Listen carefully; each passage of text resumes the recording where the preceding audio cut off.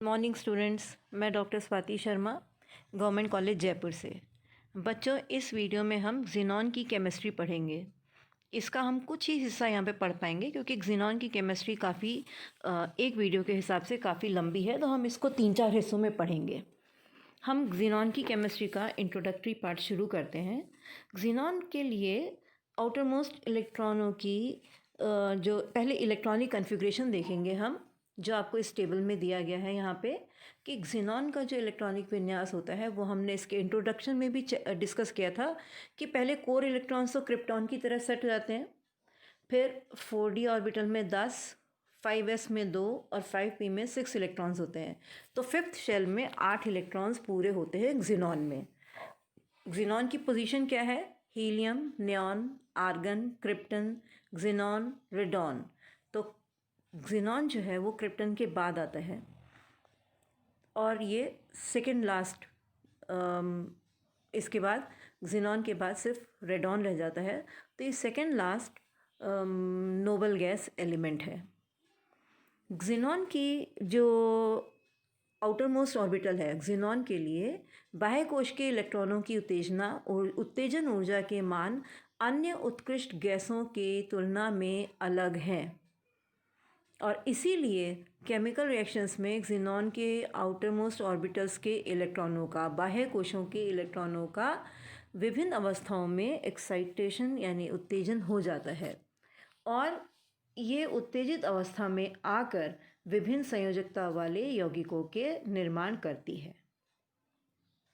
इसको आप इस टेबुलेटेड फॉर्म में भी देखेंगे कि इलेक्ट्रॉनिक कन्फिग्रेशन 5s2 5p6, यहाँ पे पहला इलेक्ट्रॉनिक जो कन्फिग्रेशन है, जो बॉक्स डायग्राम है, सबसे पहला 5s में 2 इलेक्ट्रॉन्स, 5p में तीनों पेयर्ड 6 इलेक्ट्रॉन्स हैं, तीनों ऑर्बिटल्स में पेयर्ड इलेक्ट्रॉन्स हैं।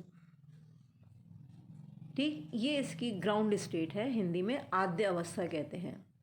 फिर यहाँ पे 5d जो ऑर्बिटल्स हैं वो खाली हैं।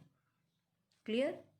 अब ये जब उत्तेजित अवस्था में आती है तो जितनी एटम्स से इसको बॉन्ड करना है उतने इलेक्ट्रॉन्स अनपेयर हो जाते हैं। अगर हमारी वैलेंसी 2 आ रही है, कोई कंपाउंड है XCF2, ये देखिए XCF2 है, तो इसमें संयोजकताएं कितनी हैं? 2 संयोजकता प्राप्त करने के लिए 5p का एक इलेक्ट्रॉन पेयर अनपेयर होता है और इलेक्ट्रॉन जो है 5d ऑर्बिटल में चला जाता है और इलेक्ट्रॉनिक कन्फिग्रेशन हो जाता है 5s में 2 इलेक्ट्रॉन्स, 5p के x ऑर्बिटल में 2, y ऑर्बिटल में 2, z में 1 और 5d में 1।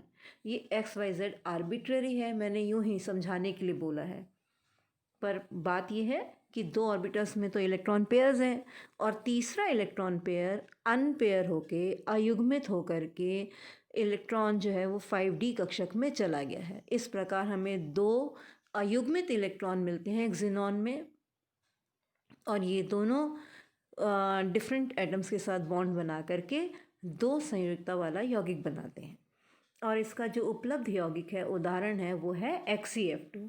इसी प्रकार जब 2 इलेक्ट्रॉन पेयर्स अनपेयर होते हैं, 2 इलेक्ट्रॉन युग्म अयुग्मित होते हैं और संयोजकता जो है वो 4 हो जाती है, तो XCF4 XCOF2 जैसे यौगिकों का निर्माण हो पाता है।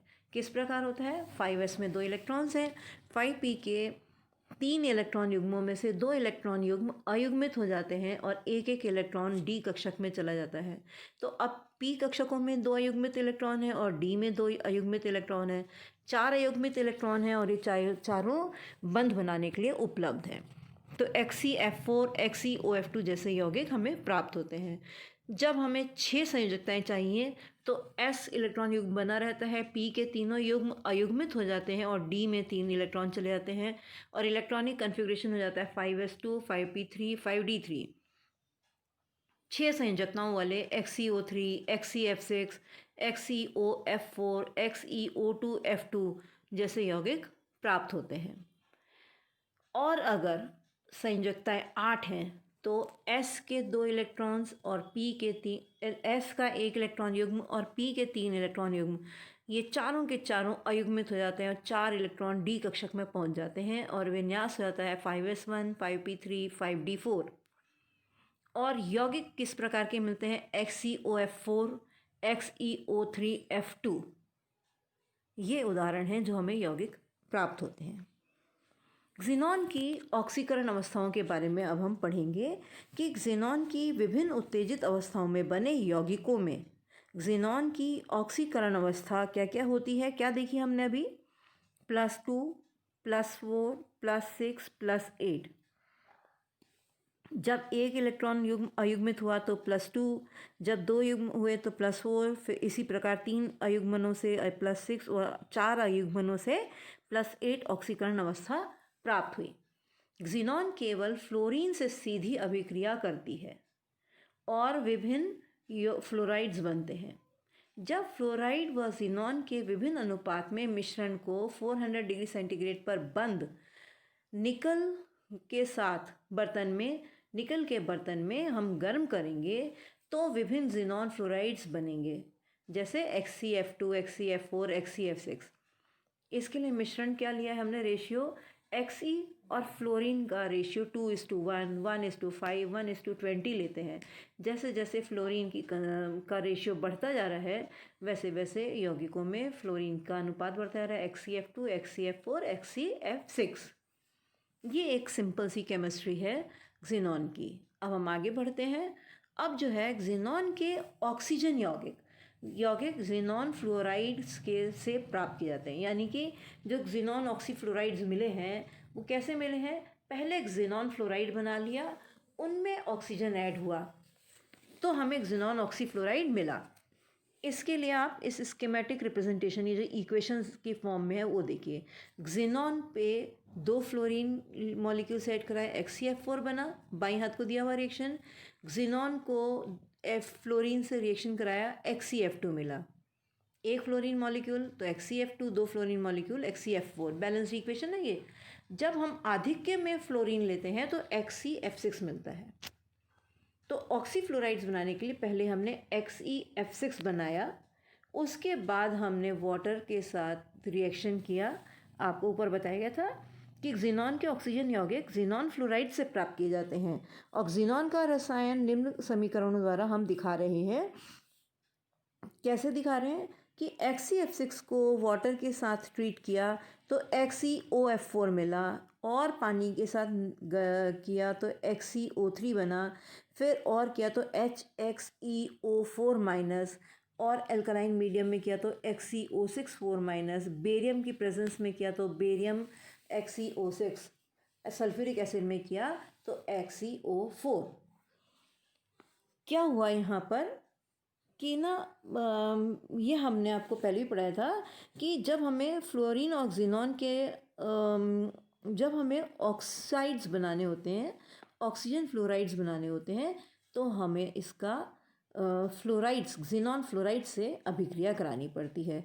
तो ज़ीनॉन फ्लोराइड्स को हमने वाटर के साथ रिएक्शन करवाया तो हमें डिफरेंट ऑक्सी फ्लोराइड्स मिले, और फिर हमने उनको आगे से आगे रिएक्ट करा के आपको ये समीकरण दिए गए हैं, इनके अनुसार हमने डिफरेंट कंपाउंड्स प्राप्त किए।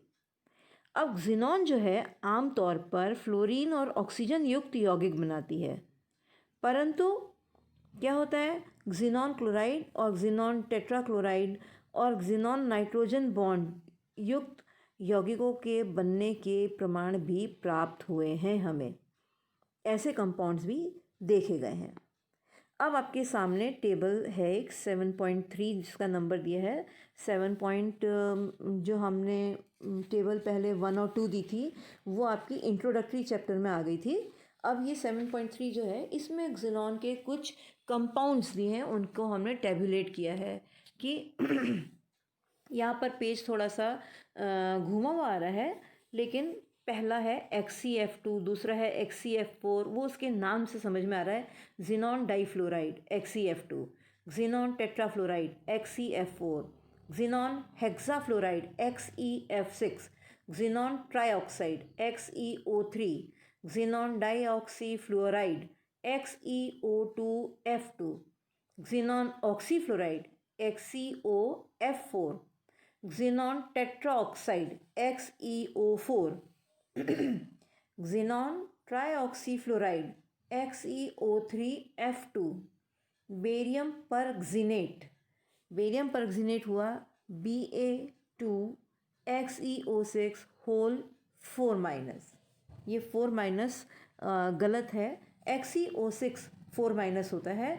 ये जो 4 नेगेटिव वैलेंसी है उसको 2 बेरियम के एटम्स सेटिस्फाई करते हैं, तो